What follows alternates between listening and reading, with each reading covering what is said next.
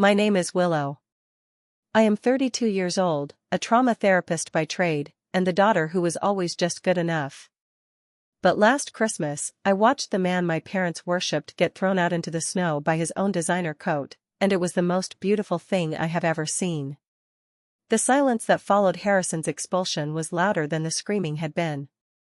Standing in the foyer of my parents' immaculate suburban home, watching the tail lights of his Tesla disappear into the darkness, I didn't feel fear.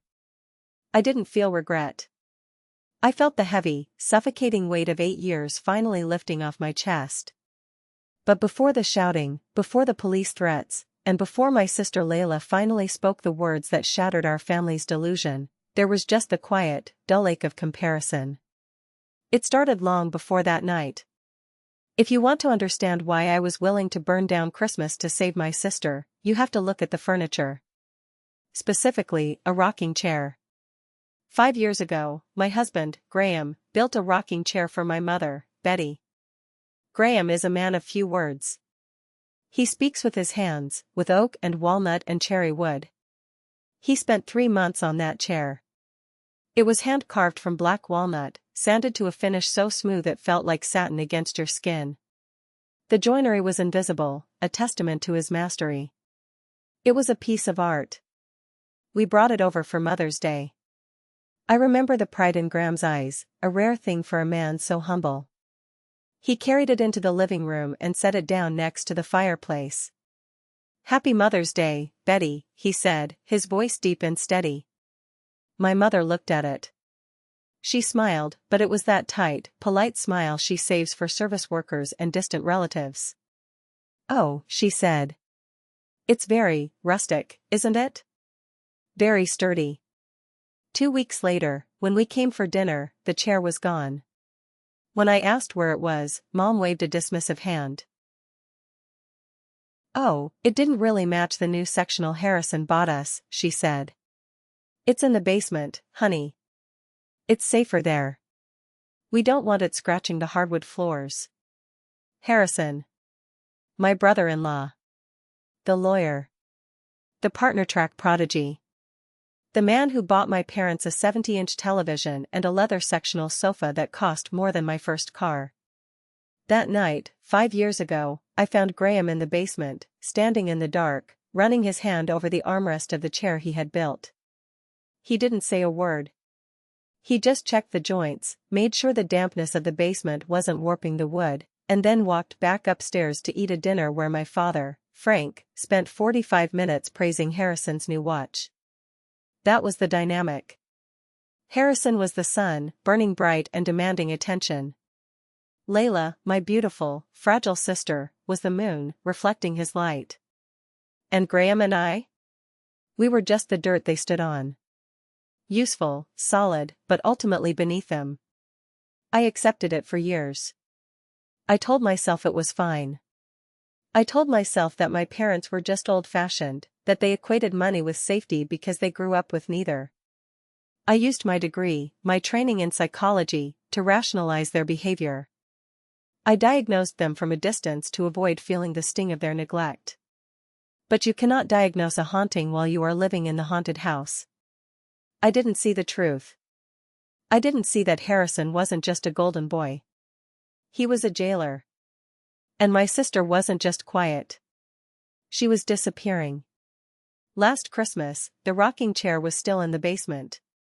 But by the time the night was over, the leather sectional would be stained with wine, the 70-inch TV would be playing to an empty room, and the hierarchy of our family would be turned upside down. It turns out, wood is stronger than leather. And the truth, no matter how deep you bury it in the basement, always finds a way to rot the foundation. 2 weeks before the Christmas explosion, I was in my kitchen, scrubbing a pot that didn't really need scrubbing. The phone rang. It was my mother. I took a deep breath, put on my dutiful daughter voice, and answered. "Hi, Mom. Willow, honey. Did you hear?" Her voice was breathless, high-pitched with the kind of excitement she never had when I told her about my promotions or my patient breakthroughs. "Hear what?" I asked, though I already knew it had to be about Harrison or Layla. "They bought the house on Beacon Hill. The one with the carriage house in the back. $4 million, Willow. 4 million. I gripped the phone tighter. That's great, Mom. Really? Good for them. It has a library, she continued, ignoring my lack of enthusiasm. And a wine cellar. Harrison is going to host the firm's holiday party there next year. Can you imagine? Your sister is going to be the queen of Boston society. I looked out the window. In our small backyard, Graham was kneeling in the cold mud, fixing the fence that had blown down in a storm. He was wearing his old Carhartt jacket, the one with the fraying cuffs. He looked tired. He had been working 6 days a week, taking on extra framing jobs because his bid for a custom cabinetry project at a high-end restaurant had mysteriously fallen through. That sounds amazing, Mom, I said, trying to get off the phone. She paused. Here it comes. The pivot. I just worry about you, Willow. I'm fine, Mom. We're fine. Are you? Her voice dropped to a whisper, like she was sharing a conspiracy theory. I know Graham is, sweet. He works hard with his hands. But don't you ever want more? You're a doctor, for heaven's sake. You shouldn't be worrying about grocery bills. I just feel like you settled. You could have had a Harrison. You were the smart one. I settled. That word again. It was her favorite weapon. A small, sharp needle she liked to stick in my side every few weeks. I didn't settle, Mom. I married a man who respects me. A man who is kind. Kindness doesn't pay for a Beacon Hill mortgage, she snapped, her mask slipping. Look, just make sure you dress up for Christmas Eve.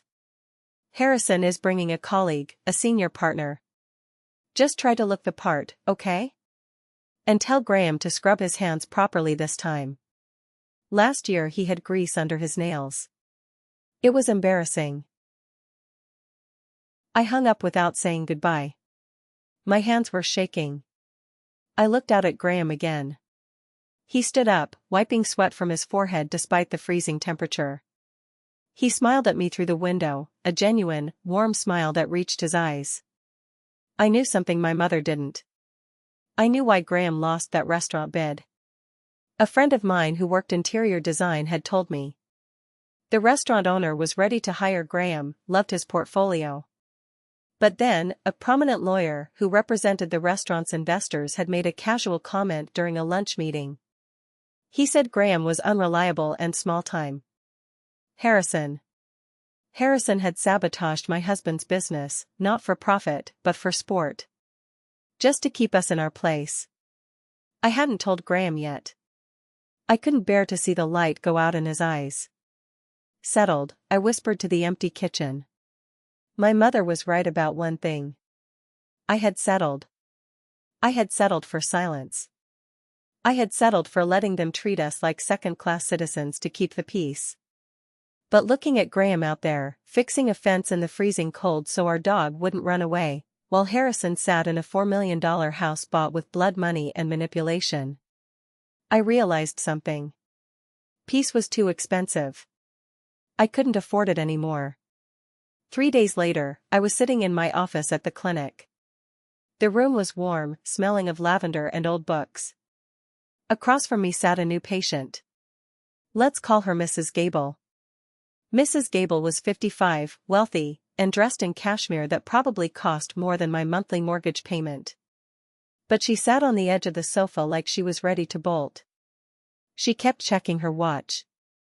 Every time her phone buzzed in her purse, she flinched. He doesn't hit me, she said, her voice trembling. I want to be clear about that. He's never laid a hand on me. He's a good provider. He bought me a new car last week. But? I prompted gently. But? I can't drive it past the city limits. He has a tracker on it. He says it's for my safety, in case I get a flat tire.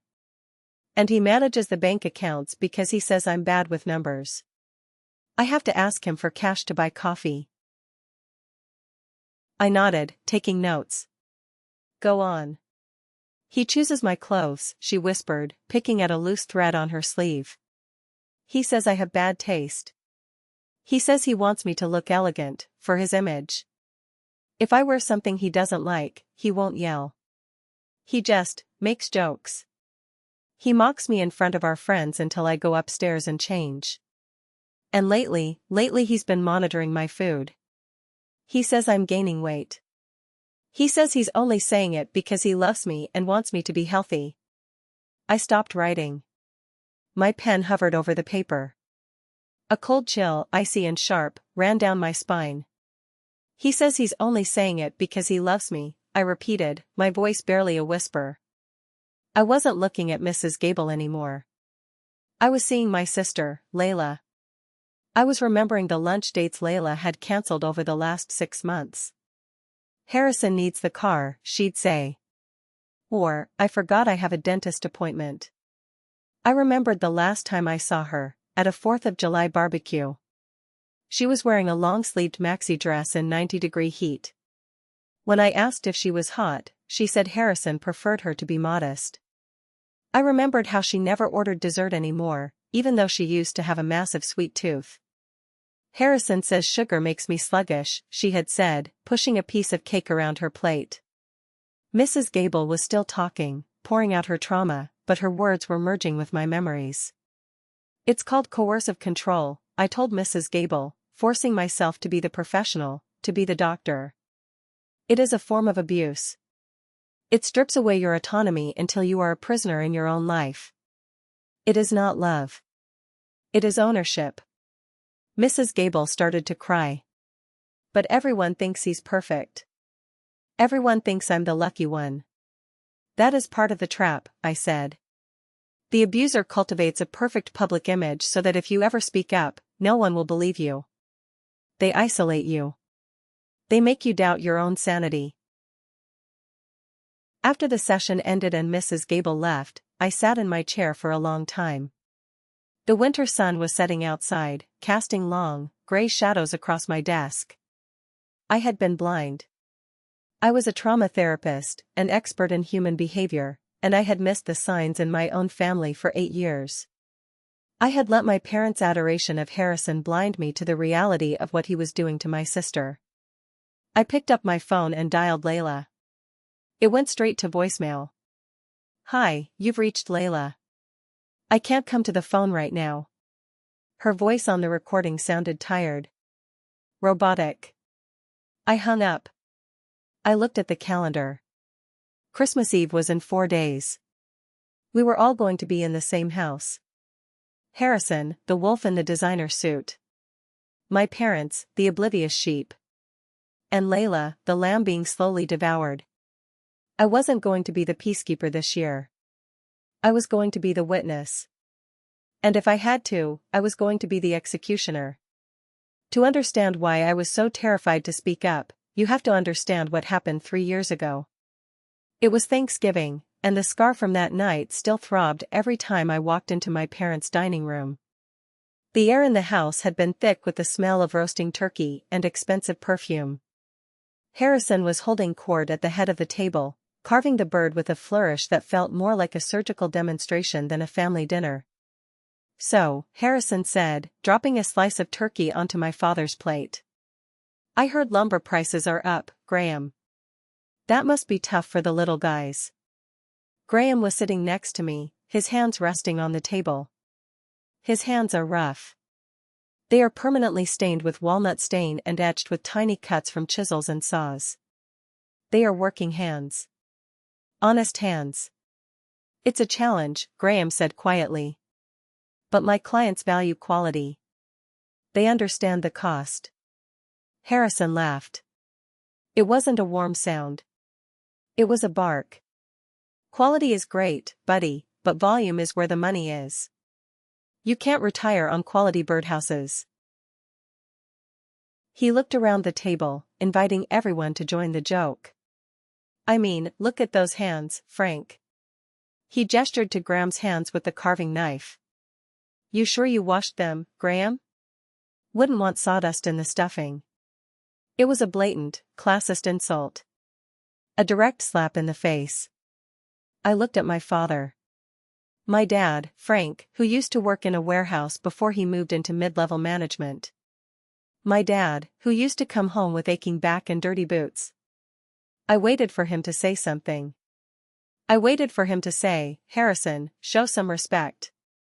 Graham works harder than any of us." But Frank didn't say that. Frank laughed. "Oh, you know Graham," Dad chuckled, taking a sip of wine. "Always digging in the dirt. He's like a glorified gardener." My mother giggled. "Oh, stop it, you two. Graham, maybe use the guest bathroom soap next time. It's heavy duty." The betrayal hit me like a physical blow.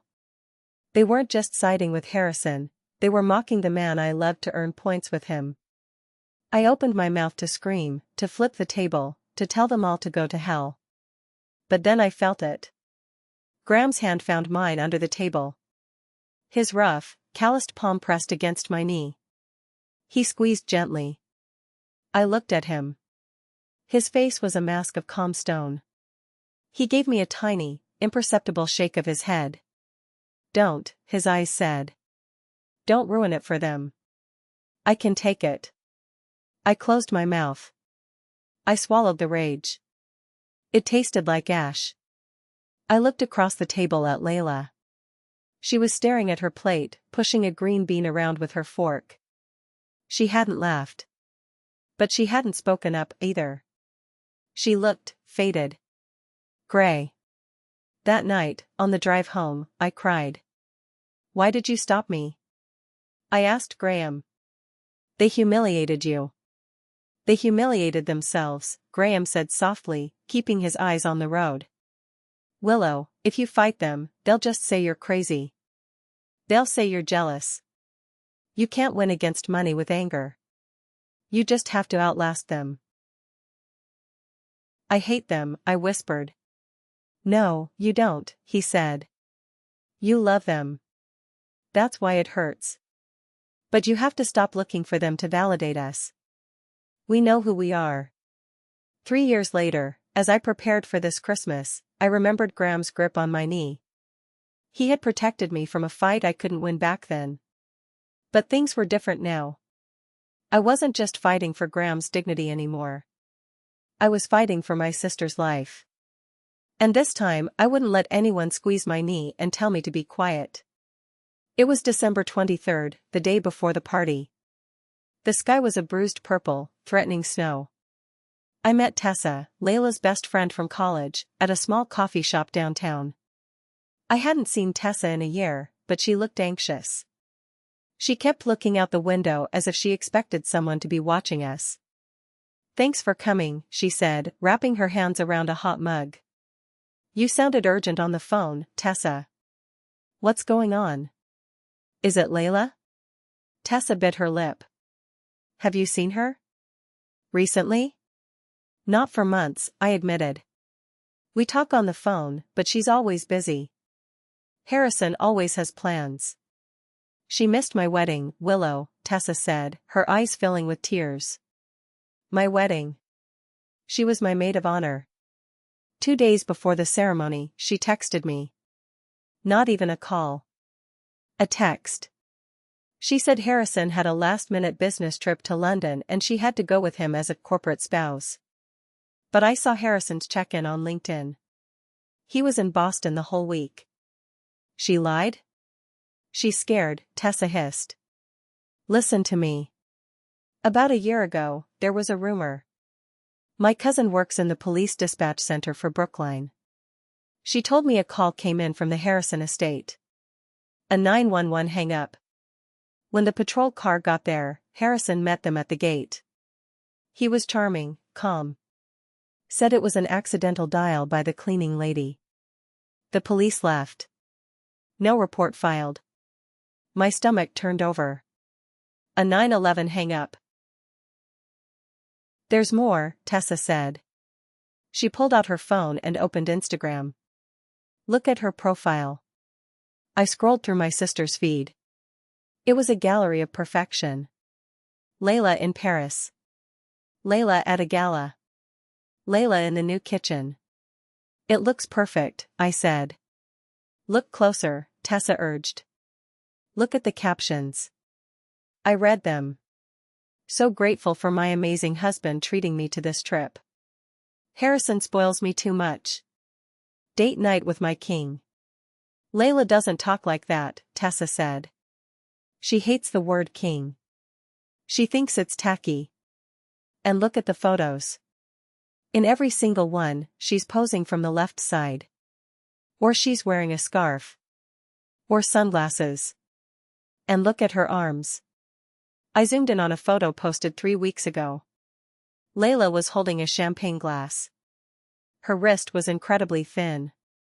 The bones were prominent. She's disappearing, Willow. I tried to go over there last month. Harrison answered the door. He didn't let me in. He said Layla was indisposed and that I was a bad influence because I'm divorced. He told me if I came back, he'd file a restraining order. Tessa grabbed my hand across the table. Her grip was desperate. You're seeing them tomorrow for Christmas Eve. Please. Don't let him charm you.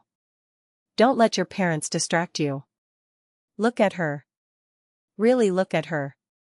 If you see anything at all, you have to get her out. I drove home in silence. The snow had started to fall, dusting the windshield. I thought about the tracker on Mrs. Gable's car. I thought about the police car turning away at the gate, charmed by the wealthy lawyer. I pulled into my driveway and sat in the car for a moment.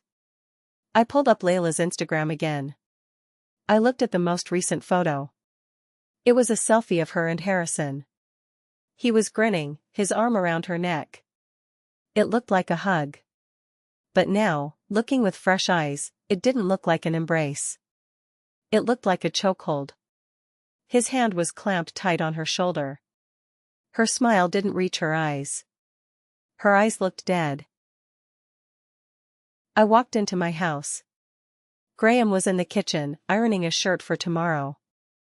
You okay? He asked, seeing my face. No, I said. I'm not. Graham, tomorrow night. I might do something crazy. Graham set the iron down. He looked at me, really looked at me. Is it for Layla? Yes. Then do it, he said. I've got your back. Whatever happens. Christmas Eve. 5 p.m. The house loomed out of the darkness, lit up like a department store window. My father had strung thousands of white lights on every tree and bush. It was aggressive festivity. It was a statement, look at us. We are happy. We are successful. Graham parked our 10-year-old truck behind Harrison's brand new Tesla Model X. The contrast was almost comical. The Tesla was sleek, black, and predatory. Our truck was covered in a layer of road salt and honest dirt. Ready? Graham asked. He reached into the back seat and grabbed the gift we had brought, a hand-carved cutting board made from Purple Heart wood. No, I said. But let's go. We walked up the driveway. The snow crunched under our boots. Before we could ring the bell, the door swung open. There they are, my mother cried. She was wearing a sequined dress that scratched my cheek when she hugged me. You're late. Harrison and Layla have been here for 20 minutes. We're on time, Mom. It's 5 o'clock exactly, I said. We stepped inside. The heat hit me first, dry and stifling. Then the smell of expensive cologne. Harrison was standing by the fireplace, holding a crystal tumbler of scotch. He looked like a magazine cover.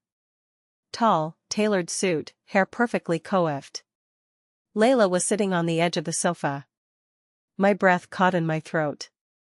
Tessa was right. She was skeletal. She was wearing a high-necked, long-sleeved velvet dress. It was beautiful, but it swallowed her whole. Her cheekbones were sharp enough to cut glass. Her skin was the color of parchment. Hey, sis, I said, stepping toward her. Layla looked up. For a second, just a split second, I saw panic in her eyes. She flinched as I reached out to hug her. It was a tiny movement, a subtle recoil, like a dog that expects to be kicked. Then the mask slammed back into place. Willow. She stood up and hugged me. Her body felt like a bag of antlers. Rigid. Bony. You look healthy. You look thin, Lay, I whispered in her ear. She pulled back sharply. I'm doing keto. Harrison says it's great for mental clarity. Graham. Harrison's voice boomed across the room. He didn't move to shake Graham's hand. He just raised his glass. Good to see you, buddy. Hey, do me a favor? The leg on that antique chair in the kitchen is wobbly. Since you're here, and you have your tools or whatever, mind taking a look?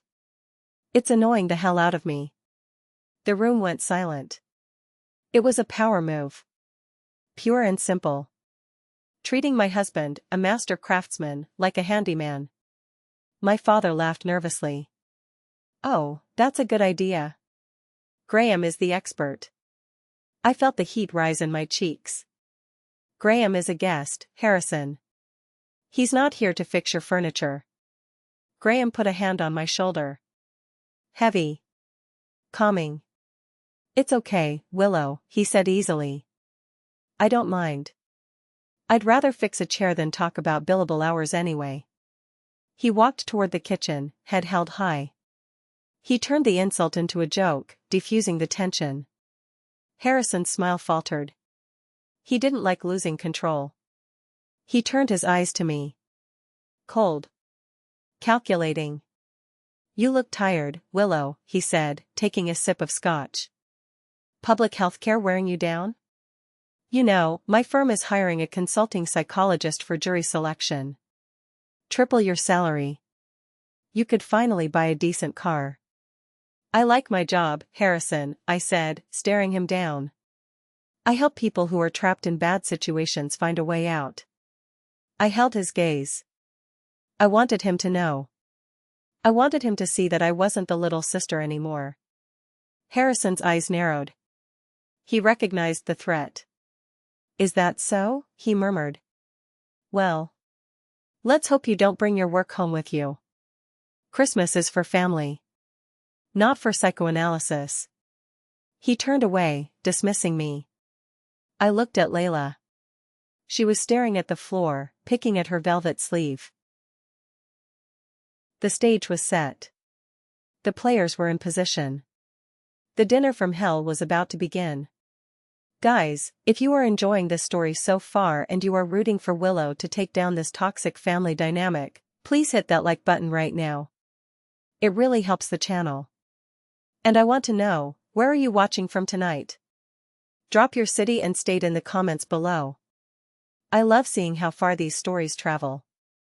Now, let's get back to the dinner table. The living room was a minefield masked as a holiday gathering. My mother had set out a spread of appetizers on the coffee table that looked more like a magazine photo shoot than food meant to be eaten. There were artisanal crackers, 3 types of brie, and prosciutto roses that must have taken her an hour to fold. Help yourselves. Mom chirped, pouring a glass of expensive Cabernet for Harrison. It's all imported. Harrison, this is that vintage you mentioned last week. I had your father drive to 3 different stores to find it. Excellent work, Betty, Harrison said, swirling the wine. He didn't say thank you. He said excellent work, like she was an employee who had completed a task satisfactorily. My mother beamed. She actually blushed. It was nauseating. I watched Layla. She was sitting on the edge of the sofa, her back rigid. She hadn't touched her wine. Her eyes were fixed on the cheese platter. I saw a flicker of hunger there, raw and desperate. She reached out a trembling hand toward a cracker topped with brie. Harrison's voice cut through the room. It wasn't loud. It was soft, almost playful, which made it infinitely worse. He didn't grab her wrist. He simply placed his hand over hers on the table. His fingers were manicured, his gold watch glinting in the light of the Christmas tree. Darling, he purred. remember what Dr. Evans said? Your metabolism slows down after 4 o'clock. We don't want you feeling bloated for the Maldives trip, do we? That bikini isn't going to wear itself. Layla froze. Her hand hovered over the cracker. I'm a little hungry, Harrison, she whispered. I skipped lunch. And you are doing so well, Harrison said, smiling. He picked up the cracker she had been reaching for and popped it into his own mouth. He chewed slowly, maintaining eye contact with her. Discipline, Layla. It's what separates us from the animals. Here, have some water. It fills the stomach. He poured a glass of sparkling water and pushed it toward her. My mother nodded in agreement. Harrison is right, honey. You know how easily you gain weight in your hips. It's a family curse. You're lucky to have a husband who helps you stay on track. I felt the blood drain from my face. My hands curled into fists at my sides. This wasn't a diet. This was starvation. This was control dressed up as wellness. She's hungry, Mom, I said, my voice sharp. Let her eat a damn cracker. She weighs 90 pounds soaking wet. Harrison turned his gaze to me. She weighs 112 pounds, actually. And we are aiming for 110. It's her ideal BMI. Right, Layla? Layla looked down at her lap. Right, she mumbled. As she pulled her hand back from the table, her velvet sleeve caught on the edge of the crystal platter. It rode up her forearm, just a few inches. I saw it. It was faint, partially covered by makeup, but unmistakable to a trained eye. A cluster of yellow and purple marks on the inside of her forearm. They weren't accidental bumps. They were distinct ovals. Fingerprints. The kind of bruise you get when someone grabs you hard to stop you from walking away. Layla saw me looking. Her eyes widened in panic. She yanked her sleeve down instantly, covering the evidence. She looked at Harrison, terrified that he had seen me see it. But Harrison was busy pouring more wine for my father, basking in their adoration.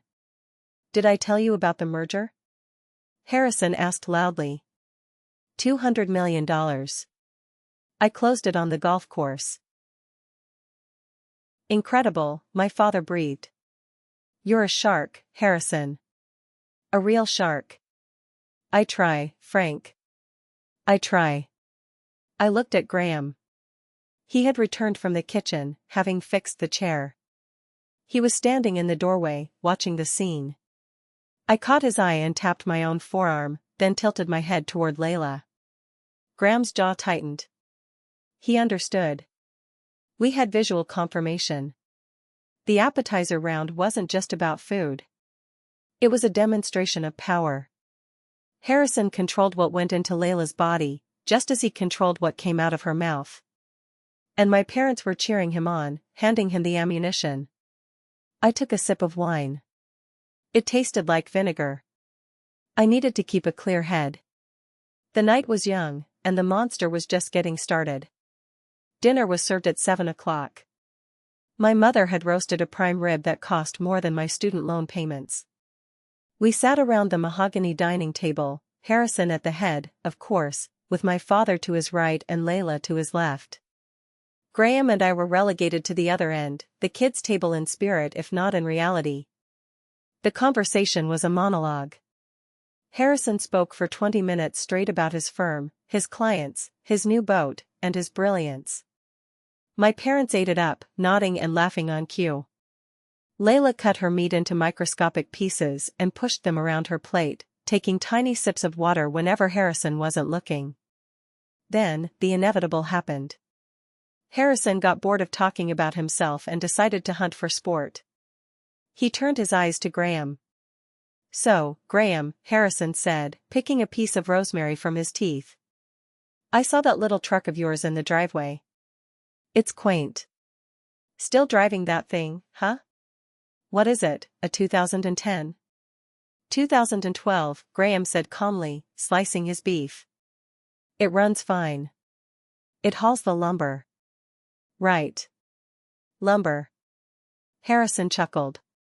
He swirled his wine glass, the red liquid coating the sides. I was telling Frank earlier, you really should think about scaling up. Or pivoting. I mean, honestly, in this economy, playing with blocks doesn't seem like a viable long-term strategy. Don't you want to give Willow a life she deserves? The table went silent. The insult hung in the air, heavy and gross. Playing with blocks. My father cleared his throat. I waited. I prayed. Say something, Dad. Defend him. Well, Dad said, shifting in his chair. Harrison has a point, Graham. You're not getting any younger. Maybe you could take some night classes? Learn management? I'm sure Harrison could pull some strings, get you an interview at a logistics company. My mother nodded. It would be nice to have benefits, Graham. Willow works so hard. It's not fair for her to carry the financial burden. I looked at Graham. He put his fork down. He didn't look angry. He looked disappointed. Not in himself, but in them. I carry my share, Graham said quietly. And I love my work. There is dignity in building things that last. Dignity doesn't buy a Rolex, Harrison scoffed, tapping the gold watch on his wrist. This watch cost $30,000. That's what? A year of your salary? Something snapped in my chest. It was a physical sensation, like a rubber band breaking. I stood up. My chair scraped loudly against the hardwood floor. Enough, I said. My mother looked horrified. Willow, sit down. Don't make a scene. I am making a scene, I said, my voice shaking with adrenaline. Because I am sick of this. I am sick of watching you two fawn over a man just because he has a big bank account, while you treat my husband like garbage. Willow. Dad barked. Show some respect. Respect? I laughed, a harsh, jagged sound. You want respect? How about respecting the fact that Graham has never once raised his voice at me? How about respecting the fact that he built you a beautiful chair that you hid in the basement because it wasn't fancy enough? You think Harrison is successful? Look at him. I pointed a finger at Harrison. He looked amused, leaning back in his chair with a smirk. He's a bully, I said, slipping into my clinical voice. It was cold, detached, and sharp as a scalpel. He is a narcissist who needs to belittle others to feel big. He surrounds himself with expensive things because he is hollow inside. And you? I looked at my parents. You are enabling him. You are selling your own dignity for a proximity to wealth that isn't even yours. That is quite an analysis, Doctor, Harrison drawled. But you sound jealous. It's ugly on you. I'm not jealous, Harrison, I said, looking him dead in the eye. I'm observant. And I see exactly what you are. Harrison's smile didn't waver, but his eyes went cold. Dead cold. I think, Harrison said, standing up slowly, that I need a smoke. The air in here is getting a little toxic. He threw his napkin onto the table. Frank, Betty, delicious meal. Shame about the company. He walked toward the sliding glass door that led to the patio. My mother looked at me with tears in her eyes. You ruined Christmas, she whispered. Are you happy now? Not yet, I said. I looked at Graham. He gave me a barely perceptible nod. I turned and followed Harrison out into the cold dark garden. I wasn't done. I was just getting started. The air outside was biting cold, sharp enough to freeze the breath in your lungs. Harrison was standing by the stone retaining wall, the cherry-red glow of his cigar bobbing in the darkness. He had taken off his suit jacket, revealing the crisp white shirt underneath, unbuttoned at the collar. He didn't turn around when I stepped onto the patio. He knew I was there. You have a lot of nerve, he said, blowing a plume of smoke into the night air. Coming out here after that little performance. You think you're brave, don't you? The little savior. I know about the bruises, Harrison, I said. I kept my distance, standing near the light of the house. I saw her arm. Harrison laughed. It was a low rumble of a sound. He turned to face me. His eyes were glassy. The wine had hit him harder than I thought.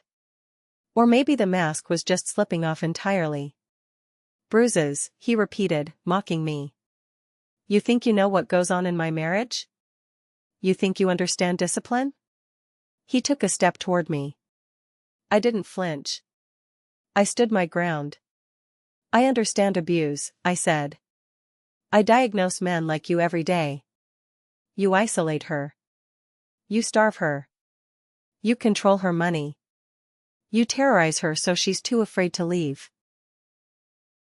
She doesn't want to leave.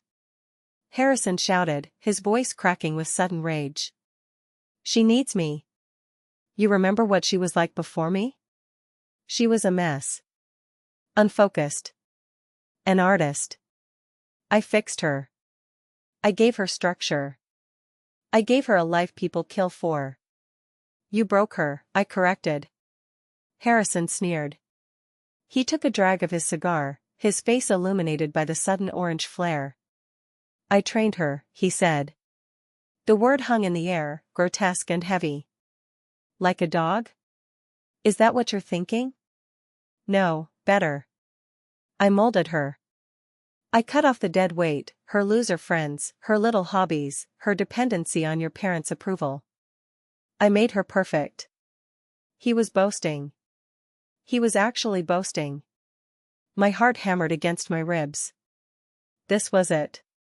The confession of a monster who thought he was a god. And she stays, he continued, gesturing with the cigar. She stays because she knows the alternative. She knows I own everything. The house, the cars, the accounts. Without me, she's a 30-year-old divorcee with no job and no skills. She's nothing. She's my sister, I said. And she has us. You? Harrison scoffed. You and the carpenter? Please. You can barely afford your rent. You think you can save her? I'll bury you in legal fees before you even file the paperwork. He reached into his pocket and pulled out his phone. The screen lit up his face. He squinted at it, swaying slightly. God, you people are exhausting, he muttered, his thumbs flying across the screen. I need a release. I need to talk to someone who actually appreciates a man of my stature. He was texting someone. He was drunk, arrogant, and distracted. Who are you texting, Harrison? I asked, taking a gamble. Does Layla know about her? He looked up, a cruel smirk on his lips. Layla knows what I tell her to know. And right now, I'm telling my real partner that I'll be late because my sister-in-law is having a mental breakdown. He hit send with a forceful tap of his thumb. There, he said. Done. Now, get out of my face, Willow. Go back inside and apologize to your mother.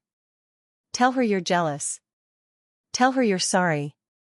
Or I swear to God, I will make sure Graham never gets another contract in this city again. He turned back to the garden, dismissing me. But then, inside the house, through the glass doors, I saw a flash of light. My phone, which I had left on the dining room table, lit up. The screen was facing up.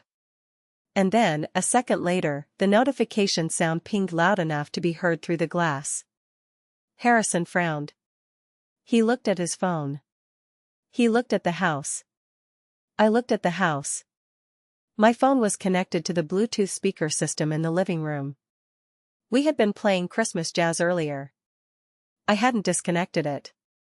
And the text message Harrison had just sent, the one he thought he was sending to his mistress, had just popped up on my phone screen. And because I had text-to-speech enabled for driving mode on the speaker, a robotic voice boomed through the living room inside. I couldn't hear the words from outside, but I saw the reaction. My mother dropped a wine glass. It shattered. My father stood up, his face gray. Layla put her hands over her mouth. Harrison froze.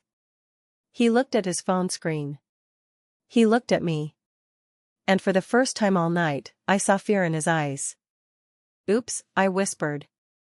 I turned and walked back into the house. It was time for the main event. Walking back into the living room felt like walking into the scene of a crime. The silence was absolute, broken only by the crackling of the fire and the jagged breathing of my mother. My phone was still on the table. The screen was glowing. Harrison burst through the sliding door behind me, bringing a gust of freezing air with him. He scrambled for my phone, but Graham was faster. Graham reached out his large, rough hand and covered the phone, pinning it to the table. "Don't touch it," Graham said. His voice was low, dangerous. It was the growl of a guard dog. "That's my private property," Harrison yelled, his face slick with sweat. "She hacked me. She spoofed the number." "What did it say?" I asked, looking at my father. "Dad, what did the speaker say?" My father looked at Harrison. He looked like he was seeing a stranger. "It said..." Dad swallowed hard. He repeated the words the robotic voice had just announced to the room. "God, these people are insufferable. The little shrink thinks she can analyze me. Can't wait to get back to your apartment tonight, Kay. The wife is on a leash, she won't suspect a thing." The words hung in the air. The wife is on a leash. "It's a joke," Harrison pleaded, turning to Layla. "Baby, it's a joke. It's a line from a movie. We were quoting a movie." Willow changed the contact name. "She's trying to frame me because I insulted her husband." It was Darvo. Deny, attack, reverse victim and offender. Textbook. "Layla," Harrison said, his voice dropping to that terrifyingly soft register. "Look at me. Do you believe her? After everything I've done for you? After the life I gave you? She's jealous. She wants to destroy us." Layla sat on the sofa. She was trembling so hard her teeth were chattering. She looked at Harrison. Then she looked at me. Then she looked at Graham, who was standing like a stone wall between her and her husband. "Who is Kay?" Layla whispered. "No one. It's a typo," Harrison screamed. "Her name is Kylie," Layla said. The room stopped. Layla's voice wasn't weak anymore. It was broken, yes, but it was clear. "She's 24, Layla continued, tears spilling down her hollow cheeks. "She's a paralegal at your firm. You bought her a Cartier bracelet last month. The same one you bought me for our anniversary." You went through my things?" Harrison hissed. "You ungrateful bee, I saw the receipt," Layla said. "You left it in your jacket pocket." "I didn't say anything because I was scared. I was scared you would cut off the grocery money again. Or lock me out of the house like you did in November." "Lock you out?" my mother gasped. "Layla, what are you talking about?" "He locked me out in the snow," Layla said, looking at our mother. "Because I didn't have dinner ready by 6 o'clock. I stood on the porch for 2 hours in my pajamas. He watched me through the window and laughed." My mother put a hand to her chest. She looked like she was having a heart attack. But he loves you. He takes care of you. He owns me, Mom." Layla screamed. It was a primal sound, a release of 8 years of torture. "He owns me. Look." Layla stood up. She ripped the velvet sleeve of her dress. The fabric tore with a loud rip. She held out her arm. Under the harsh lights of the chandelier, the bruises were undeniable. Finger marks. Purple, yellow, green. A constellation of violence. "He grabbed me yesterday because I bought the wrong brand of coffee," Layla sobbed. "He squeezed until I cried. And then he told me I bruised easily because I was weak." I stepped forward and put my arm around my sister. She collapsed into me, shaking. Harrison stood there, panting. His mask was gone. The charm was gone. There was only the ugly, naked face of an abuser who had been caught. She's crazy, Harrison spat. She does it to herself. She's unstable. I've been trying to get her help. You all know that. I told you she was fragile. Shut up, Graham said. Harrison turned to Graham. You want to go, Carpenter? You think you can? Graham stepped forward. He towered over Harrison. He didn't raise his fists. He just projected an aura of absolute, terrifying calm. I said, shut up, Graham repeated. And for the first time in his life, Harrison shut up. The silence didn't last long. It was broken by a sound that made Harrison flinch as if he'd been whipped. A ringtone. A cheerful, bubbly pop song ringtone coming from Harrison's pocket. He tried to silence it, fumbling with his coat, but his hands were shaking too badly. He dropped the phone on the rug. It landed face up. Layla looked down. The screen showed a FaceTimer caller ID. A photo of a young woman with blonde hair, pursing her lips. The name read, Kylie Rabbitface, with a bunny emoji. Answer it, my father said. His voice was unrecognizable. It wasn't the voice of the man who laughed at Harrison's jokes. It was the voice of a father who had just seen his daughter's bruises. Frank, please, Harrison stammered, backing away. It's work. It's a client. At 9 p.m. on Christmas Eve? Dad stepped forward. He picked up the phone. Don't. Harrison lunged, but Graham blocked him with a single arm, pushing him back effortlessly. Dad tapped the green button. He held the phone up so everyone could see. The face of a young woman filled the screen. She was wearing a Santa hat and lingerie. Harrison, she squealed. Where the hell are you? You said you'd leave the old hag by 8. I've been waiting for an hour. My mother let out a sound that was half sob, half gasp. Dad looked at the screen. Harrison is indisposed, he said coldly. He's currently explaining why he beat my daughter. Kylie's eyes went wide. Who is this? Is this, oh my God. Are you pregnant? Dad asked. I heard a rumor. Kylie hesitated, then looked defiant. Yeah. I am. 12 weeks. He's leaving her for me. He promised. He promised a lot of things, Dad said. You might want to check if he's married to his money or to you. Because as of tonight, he's going to be very, very broke. Dad ended the call. He looked at the phone for a second, then he threw it. He didn't throw it at Harrison.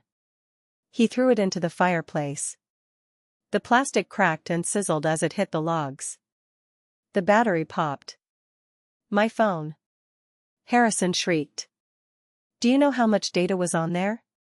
Get out, Dad said. Harrison looked around the room. He looked at Mom, who was weeping on the sofa.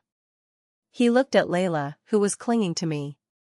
He looked at Graham, who was watching him like he was a cockroach. You can't kick me out, Harrison sneered, trying to regain some shred of dignity. This is my house. I paid for the roof. I paid for that TV. I paid for the food you just ate. I don't care, Dad said. He walked to the front door and opened it wide. Snow swirled into the hallway. You can send me a bill. But if you are not off my property in 30 seconds, I am calling the police. And I will show them Layla's arm. And I will tell them about the accident last year. Harrison straightened his jacket. He ran a hand through his hair. He looked at Layla one last time. You're making a mistake, Layla, he said. You won't survive a week without me. You don't know how the world works. I'll learn, Layla whispered. Fine. Harrison spat on the floor. On the pristine hardwood floor my mother polished every week. Rot in this dump. You deserve each other. He walked out. He didn't look back. We heard the Tesla door slam. We heard the engine whine. And then, he was gone. My father closed the door. He locked the deadbolt. Then he engaged the chain. He turned around and leaned his back against the door, sliding down until he was sitting on the floor. He put his head in his hands and wept. The next hour was a blur of trauma and relief. My mother was in shock. She kept pacing the kitchen, wiping counters that were already clean, muttering, "I didn't know. I didn't know. I thought he was charming. I thought he was a gentleman." I sat Layla down on the sofa, the expensive leather sectional that Harrison had bought. "I got a first aid kit from the bathroom. I need to photograph these, Layla," I said gently. "For the lawyer. For the police." She nodded numbly. "Okay." As I took pictures of her arms, her neck, her back, I felt a rage so pure it almost blinded me. There were old bruises, yellowing maps of pain. There were scars. "Why didn't you tell us?" Mom asked from the doorway, twisting a dish towel in her hands. "Why didn't you call?" "He monitored my calls," Layla said, staring at the wall. And every time I came over, you guys talked about how wonderful he was. You were so proud. You looked at him like he was a god. I didn't want to disappoint you. I didn't want to be the failure who couldn't keep the perfect husband." Mom made a choked sound. She walked over and knelt in front of Layla. "Oh, baby," Mom cried. "I don't care about the money. I don't care about the house. I just want you safe. I'm so sorry. I'm so sorry I made you feel that way." For the first time in years, my mother hugged Layla without worrying about wrinkling her dress. She held her tight, rocking her back and forth. My father was sitting in his armchair, staring at the fire where Harrison's phone was now a melted lump of plastic. He looked up at Graham. Graham was sweeping up the broken wine glass. He was moving quietly, efficiently, cleaning up the mess he didn't make. "Graham," Dad said. His voice was raspy. Graham looked up. "Yes, Frank?" Dad struggled with the words. "I called you a gardener. I laughed at you." "It's okay," Graham said. "It's not okay," Dad said fiercely. "It's not okay. You knew. You and Willow knew something was wrong. You saw it when we were too blind." Dad stood up. He walked over to Graham. He extended his hand. "I am sorry," Dad said. "I judged you by your wallet, not your character. And I was wrong. You are twice the man Harrison will ever be." Graham took Dad's hand. "Thank you, Frank. Let's just focus on Layla now." "Right," Dad said, wiping his eyes. "Right. Layla stays here. We change the locks tomorrow. I have a buddy on the force. I'll call him tonight. Harrison comes within 50 feet of this house, he goes to jail." I looked around the room. The perfect Christmas was ruined. The food was cold. The tree was leaning slightly to the left. There was broken glass in the trash. But for the first time in my life, this house felt like a home. It felt real. Layla was safe. The monster was gone. And the truth was finally out in the open. By 3 o'clock in the morning on Christmas Day, the house was finally quiet. We had moved Layla into the guest room, the room that used to be mine. She had fallen asleep instantly, exhausted by the crying and the emotional purge. I sat on the edge of the bed for a while, watching her breathe. She looked younger in her sleep, stripped of the heavy makeup and the tension that Harrison had instilled in her. When I went back downstairs, I found my parents sitting at the kitchen table. The prime rib was still sitting on the counter, cold and untouched. Graham was there, too. He was making tea. Earl Grey. The smell filled the kitchen, warm and grounding. "Here," Graham said, placing a mug in front of my mother. My mother looked at the mug. Her hands were trembling. "Thank you," she whispered. She took a sip and closed her eyes. "I feel like I've been asleep for 10 years and I just woke up in a nightmare." You woke up to the truth, Mom, I said, sitting down next to Graham. The nightmare was happening while you were asleep. Mom looked at me. Her eyes were red-rimmed and swollen. I just wanted her to be secure, Willow. You have to understand. My father, your grandfather, he was a good man, but we never had money. We struggled. I remember worrying about heating bills. I remember eating oatmeal for dinner. I swore my daughters would never have to worry about that. I know, Mom, I said softly. I thought Harrison was the answer, she continued, tears spilling onto the table. I thought money meant safety. I looked at his suits, his car, his confidence, and I thought, he can protect her. I didn't see that he was the thing she needed protection from. She turned to Graham. And I looked at you, with your dusty clothes and your old truck, and I saw struggle.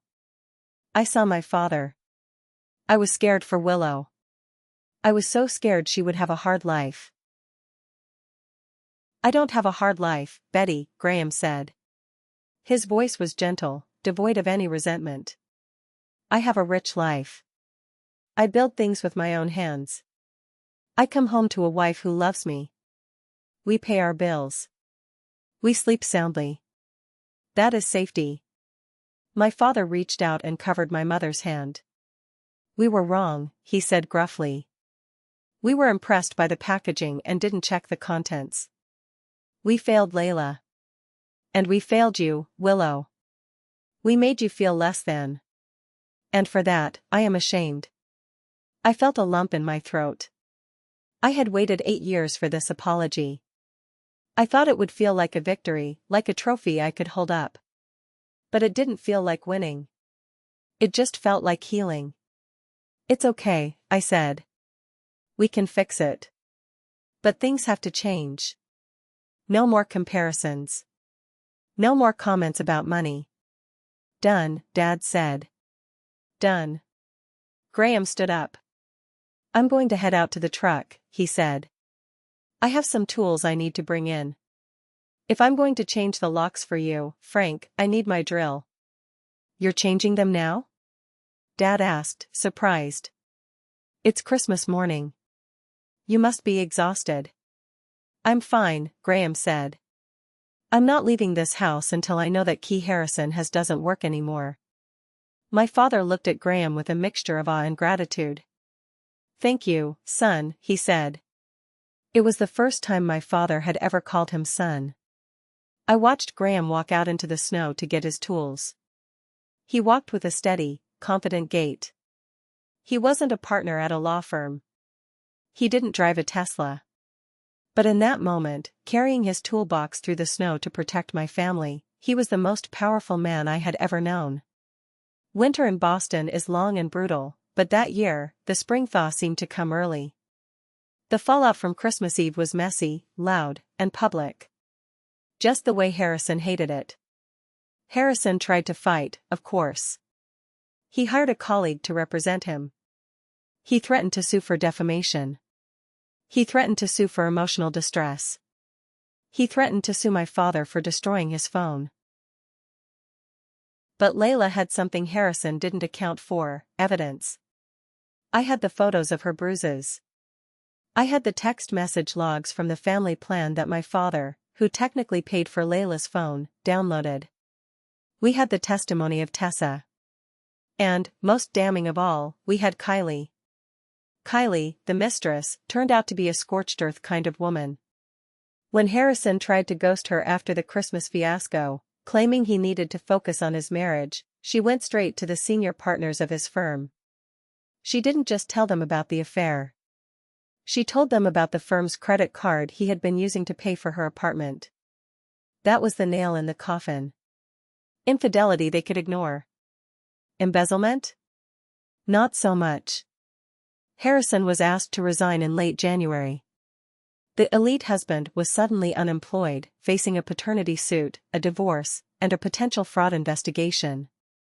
His reputation in Boston legal circles evaporated overnight. Last I heard, he had moved to Florida to live with his mother.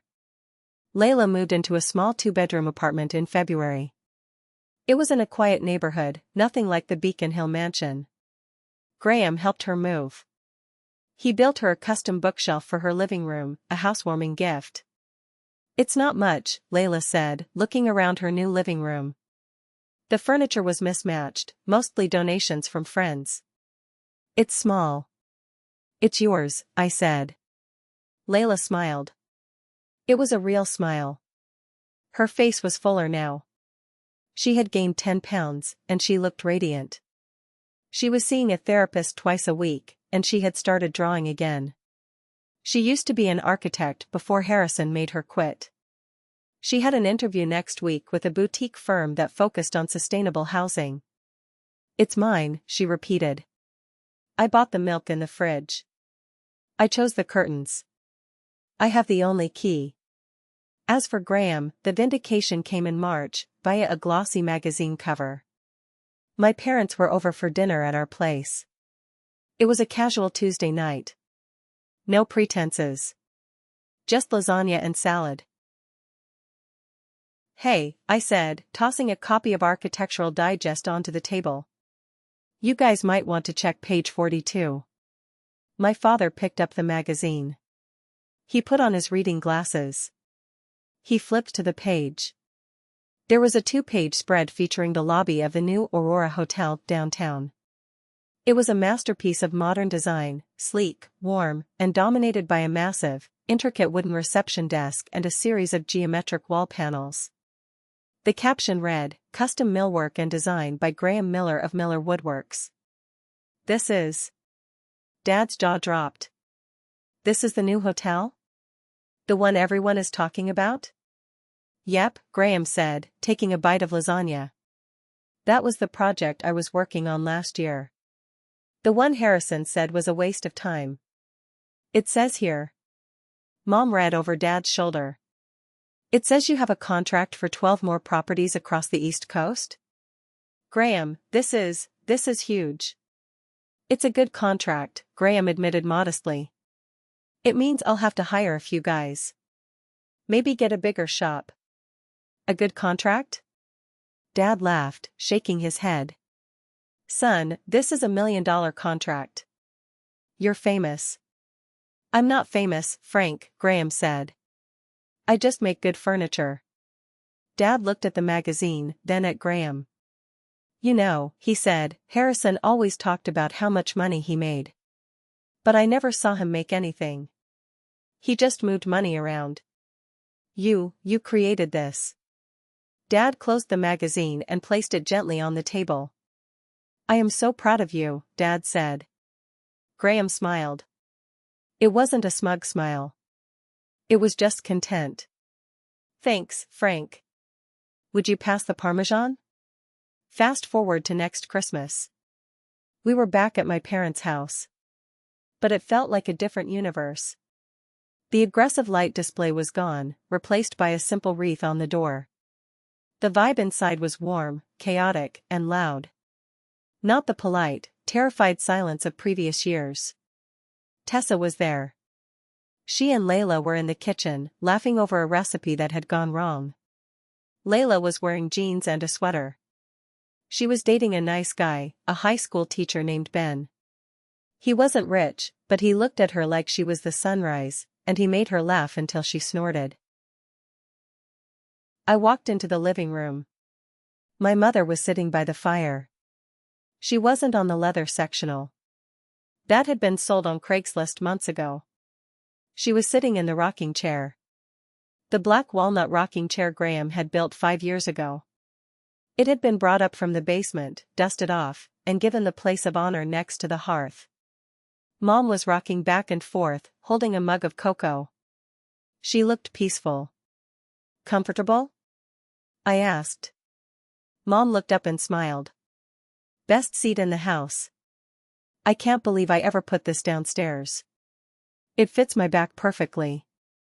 "Graham measured you," I said. 5 years ago. He watched how you sat and he built it to fit you. He cared enough to notice." Mom ran her hand over the smooth wood of the armrest. "He did. He really did." Graham and Dad walked in from the garage. They were laughing. Dad was holding a piece of wood, a birdhouse they were building together for the grandkids that didn't exist yet. "Hey," Graham said, coming over to kiss my cheek. "Dad thinks he's ready for the bandsaw."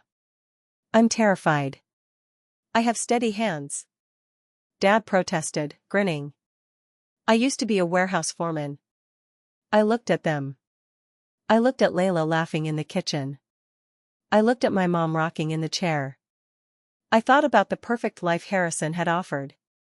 The Beacon Hill house. The Tesla. The parties. It was all just a golden cage. A facade built on control and fear. Real wealth wasn't in the bank account. It was in this room.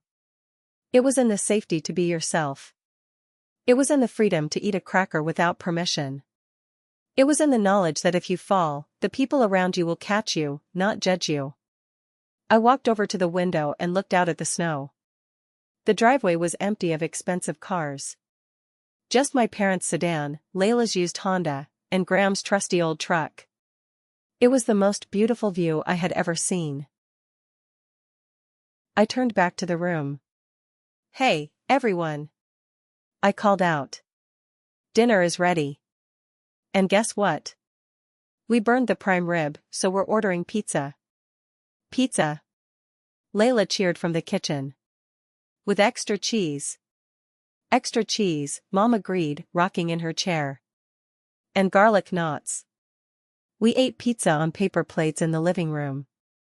We laughed until our sides hurt. We told stories. And not once, not a single time, did anyone mention money. It was the best Christmas we ever had. So, here is my question to you. I blew up my family's perfect Christmas to save my sister. I humiliated my parents and destroyed a marriage. Some people might say I should have done it quietly, that I should have waited. But looking at my sister's smile today, I don't regret a single second of it. Was I wrong? Or are there some secrets that deserve to be screamed from the rooftops? Thank you so much for listening to this story. It was a long journey, but I hope it was worth it. If you believe that family is about love and respect, not control and money, please hit that like button. And if you haven't already, subscribe to the channel and turn on notifications so you never miss a story. I really want to hear your thoughts on this one. Have you ever had to stand up to a golden child in your family? Or maybe you've had to cut off a toxic relative? Share your story in the comments below. I read every single one. Stay safe, stay strong, and I'll see you in the next video.